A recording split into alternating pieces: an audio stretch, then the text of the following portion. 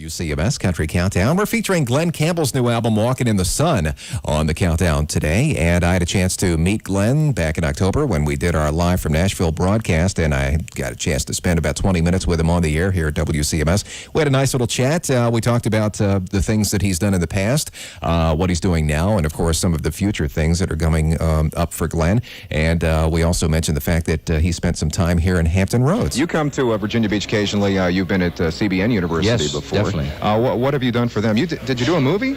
No, I did the Christmas special. Debbie Boone and I did the Christmas special for CBN year before last. I remember that. And, well, what am I doing? Next year, 1990, an animated movie called A Doodle will be out Christmas of 1990, done by Don Bluth Studios out of Ireland. He went over there, and he did the one that'll be out this Christmas was called All Dogs Go to Heaven, which we know dogs don't go to heaven. That's a shame in my book. And next year it's Rock-a-Doodle, and my love life is Ellen Green, who did the Little House of Horrors with Steve Martin and those guys. And she plays the pheasant, and I play the rooster, and it's really a great animated film. They did Land Before Time for Spielberg, and they did An American Tale.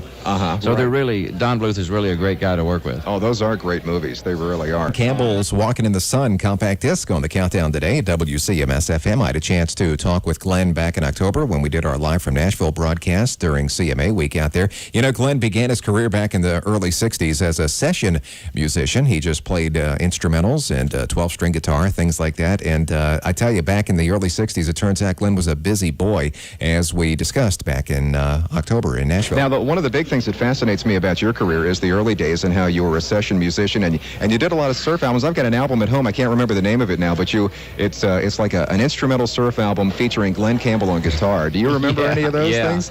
I did a lot of those. Well, first one was 12-string album, which did real good on World Pacific with the Dillards was on it with me. No drums, just bass and guitars and mandolin and banjo. And I couldn't believe it. It's a gold album, and it just knocked me out that would do that. Well, I don't know, what year did you get started doing the session work? I started doing the session work about 1961. And in one particular year, you just recorded on how many different songs? I think it was. I don't know how many songs. One year, from W4s, you turn in a W4 every time you do a session, and I had 500 and something W4s. So that's more days than there are in a year. Right. Some days I'd do 5. You could get in 5 sessions a day. You must have been rolling in the dough then too, huh? It was like the Saturday Night Live thing they did on Michael McDonald. Running. You'd run from one studio and have a limousine waiting to go to the next one to overdub harmony.